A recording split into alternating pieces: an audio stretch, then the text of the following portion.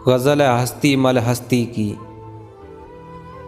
प्यार का पहला ख़त लिखने में वक्त तो लगता है, प्यार का पहला ख़त लिखने में वक्त तो लगता है।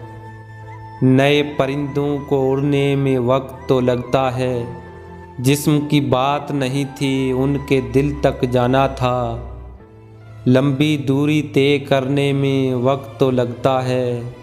गांठ अगर लग जाए तो फिर रिश्ते हों या डोरी, लाख करें कोशिश खुलने में वक्त तो लगता है।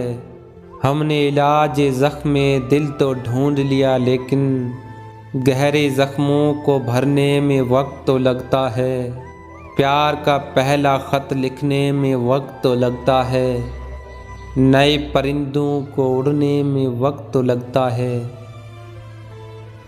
दोस्तों, वीडियो को लाइक करें, चैनल को सब्सक्राइब करें और बेल आइकन को दबाएं ताकि हर आने वाली वीडियो आप तक पहुंचती रहे।